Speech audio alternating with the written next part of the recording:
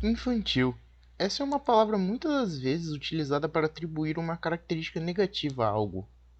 Mas sabe, muitas das vezes isso é utilizado na arte para usar de maneira pejorativa, porque muitas das vezes utilizamos a palavra infantil para descrever que tal obra artística é ruim, atribuir assim uma característica daquilo que faz dela falha e muitas das vezes problemática. Muitas das vezes a arte é vista que para ser madura ela precisa ser violenta, cínica e ter o tão ansiado realismo. Mas sabe, eu não compreendo essa perspectiva. Eu acredito que a arte deve se expressar da maneira que for, da maneira que mais lhe convém a trazer aquilo que lhe quer ser dito. Afinal de contas, a arte é linguagem. E com isso, faço um paralelo com um de meus mangás favoritos, Blue Period. Isso mesmo. Blue Period é um mangá sobre o personagem Yatora Yaguchi, um garoto que, em seu ensino médio, se relaciona com um quadro. Esse quadro que muda completamente sua perspectiva não só sobre a arte, mas sobre o mundo. E assim vai se desenrolando a história de um garoto se relacionando com a arte e produzindo arte, e assim entendendo mais a si mesmo e sobre o mundo. Blue Period é um mangá acima de tudo sobre um coming of age, uma história de amadurecimento, e muitas das vezes que Yatora se relaciona com os outros para assim se expressar melhor em suas obras. Um dos arcos que eu gostaria de comentar se situa no volume 11 do mangá. Tal volume é quando Yatora decide trabalhar voluntariamente em um colégio infantil, lá onde ele iria dar aula de arte para crianças. E o que me fascina neste momento é, acima de tudo, a perspectiva de que a Tora se relaciona com crianças que estão produzindo arte, mas de uma maneira que o mesmo julga como imatura. Muitas das vezes porque o mesmo está em uma faculdade de arte já, e já está amadurecido, já tem conhecimento maior sobre a vida, e crê que muitas das vezes essas crianças apenas estão fazendo brincadeiras em relação à sua própria arte. E nisso entra a questão de dois personagens essenciais neste arco, Sae e Shouya.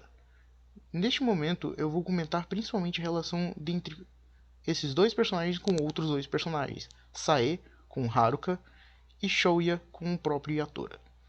Neste momento, Sae ela é uma garota que muitas das vezes está inserida em diversos clubes, em diversas atividades complementares que seus pais o forçam.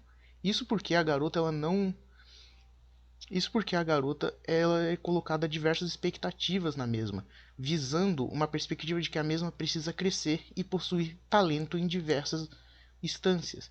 E sendo assim, muitas das vezes a garota se sente pressionada e produz diversos quadros e mais diversos quadros que talvez esteticamente e superficialmente sejam belos, mas para si eles não significam nada, pois a mesma possui tão alta expectativa sobre si mesmo que ela não se sente encorajada em relação àquilo que produz. E muitas das vezes a mesma decide achar que aquilo não vale de nada. E Haruka é um personagem que é amigo de Yatora e que decide trabalhar voluntariamente em tal colégio pelo simples fato de que o mesmo tem interesse em arte de crianças. E muitas das vezes Haruka é um garoto que percebe os problemas por o qual Sae possui e muitas das vezes não consegue expressar. Um dos momentos mais fascinantes é um dos momentos em que Sae, logo depois de um grande dia, sem de diversas atividades, mais diversas atividades, a mesma simplesmente explode. A mesma não consegue mais se expressar. A mesma simplesmente se sente sobrecarregada. Uma criança que criou-se uma alta expectativa e que busca produzir sempre o máximo, e muitas das vezes essa estética pode ser o mais bela possível, mas a mesma não se sente confortável com aquilo que produz. Talvez, esteticamente, aquilo pode ser belo, mas quem sabe, tal quadro não signifique nada. E um dos momentos mais fascinantes é quando a mesma decide, depois que Haruka propõe, desenhar algo que a mesma se sente confortável. Neste momento você vê algo mais íntimo da personagem. Você vê que ela está buscando se expressar, ela está buscando se relacionar com a arte da maneira que, de certa forma, deveria ser o correto. E logo depois, quando vai mostrar tal produção para o seu pai, o mesmo se faz de desfeito. E em um momento decide rasgar tal quadro, mas Haruka o detém e busca, mesmo que de maneira superficial, mostrar que aquele quadro havia ainda valor usando o Durex. Mesmo que aquilo não tenha valido completamente, porque no final das contas tal produção da garota havia sido sim rasgada pelo seu pai, Haruka decidiu mostrar que ainda há valor naquilo que a garota produz, mesmo que os seus pais não o vejam como belo. O que é importante não é puramente aquilo que a garota mostrava esteticamente, mas o que ela sinceramente queria passar com a sua produção. Mas um dos personagens que mais me fascina é o Shouya. O Shouya é um garoto que na verdade podemos chamar de capetinha. Ele é um garoto que não sente muita vontade de fazer nada, é meio desleixado e muitas das vezes as pessoas o julgam porque parece que ele não quer nada com nada. Enquanto Yatora, em contrapartida, nós vemos no mangá a jornada de um personagem muito decidido, mesmo quando o mesmo decide fazer uma faculdade de artes e seus pais não inicialmente não querem o ajudar, o mesmo é decidido, o mesmo corre atrás, vai buscar fazer tudo que o mesmo sonha. Já Shouya não, Shouya é meio desfeito com aquilo que se tem. E muitas das vezes Shouya, quando vai produzir um desenho, o mesmo puramente desenha palitinhos. E não só os seus outros professores, como propriamente ator inicialmente, via tal produção do garoto como algo sem valor. Afinal de contas, por que outras crianças estão se esforçando, produzindo algo esteticamente belo, e o garoto simplesmente está fazendo essa coisa simples, essa coisa que supostamente não possui valor, sabe? Mas aí nós entramos em questões sobre o personagem. Em um certo momento, nós vemos que Shouya, ele não é seu que Shouya não é valorizado em relação ao que faz, nem mesmo pela sua mãe. A mesma só o colocou numa escola de artes pelo simples fato dela estar ocupada, e o garoto necessita ficar em algum lugar enquanto ela trabalha. Então, muitas das vezes, o que o garoto faz nem sequer tem valor nem propriamente para sua mãe, nem propriamente para si mesmo. Então, isso não se relaciona só em relação aos seus pais, mas até aqueles que ele tem em relação ao colégio. Pois, em um certo momento, Shouya comenta com Yatora o como ele está agoniado, pois ele sente que agora que ele entrou no ensino fundamental, as crianças não pensam mais em desenhos, mas em programas da TV que o mesmo gostava no passado. Não, agora há uma pressão social de como você deve agir, como você deve se relacionar com as coisas que você faz e que você fazia no passado. Aquilo que é infantil meio que virou errado. E agora o correto é você buscar puramente aquilo que é socialmente visto como maduro.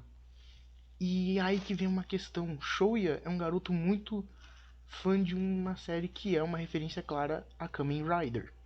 Em um certo momento, Yatora decide ver essa série e o mesmo comenta o como ele se apaixonou por aquilo. Independente de ser uma série de um público-alvo claramente infantil, o mesmo viu o valor por debaixo daquela faceta. Para quem conhece Kamen Rider sabe que Kamen Rider realmente é uma série que pode ser superficialmente um tokusatsu infantil, mas que leva temas e mais temas muito mais pesados e maduros do que aparenta. É tudo uma questão de olhar além da superfície. Talvez essa estética utilizada tenha sido muito mais bem pensada, ela necessita parecer infantil, para que seja mais sutil uma mensagem mais madura. E nisso se relaciona principalmente a questão da produção artística de Shouya. Shouya, como dito antes, desenhava personagens de palitinho em sua arte. E muitas das vezes isso era visto como algo desleixado. Em um certo momento em que a ator está entendendo Shouya como pessoa, ele percebe que, afinal de contas, será que desenhos de palitinho não possuem seu próprio valor? Será que essa produção simplória de Shouya é uma busca pelo mesmo de reproduzir essa falta de noção que o mesmo possui em relação à arte e ver pessoas como simples, então ele quer produzir a coisa mais simples possível? Em um certo momento você tem uma virada de página em que na arte do mangá você tem os personagens desenhados com a própria arte da própria autora, mas depois você tem os personagens desenhados com palitinhos. Você compreende tal cena, porque você sabe que aquilo, mesmo que simplificado, é o mesmo momento significativo, é o mesmo momento em que a Tora e Shouya estão se relacionando, em que a Tora está entendendo Shouya. Você não precisou daqueles designs bem feitos, você não precisou de realismo, você não precisou de detalhes e mais detalhes em seu desenho. Não. A pura estética, por ser estética, não vale a pena. Isso que Blue Period comenta. Nesse momento da série, você tem essa discussão de, afinal de contas, será que olhar algo puramente por ser infantil em sua superfície é algo errado? Será que olhar a arte puramente pelo simples fato de sua superfície, se ela é detalhada, se ela constrói, se ela possui várias e mais várias técnicas, será que realmente é isso que vale a pena na arte? A arte puramente ser estética, a arte puramente possuir valores, que é aquilo que socialmente é visto como maduro. Será que a arte infantil também não possui seu valor? Valor esse que talvez seja equivalente a um suposto valor que a maturidade possui. Afinal de contas, o que é a maturidade? O que é o infantil?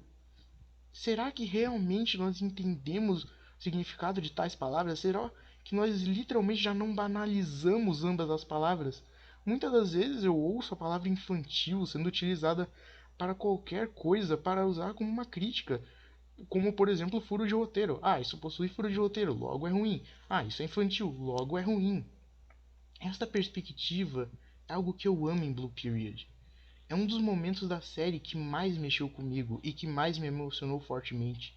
Este momento é uma coisa que eu claramente levo comigo até hoje. E sinceramente, a perspectiva de arte como um meio de se expressar, mesmo com crianças, e você compreendendo que talvez o valor que uma criança está atribuindo à arte seja muito mais valoroso do que qualquer pessoa que está tentando reproduzir desenhos através de várias técnicas complexas, talvez isso seja mais valoroso do que qualquer outro desenho. Bom, é isso. Muito obrigado e até a próxima.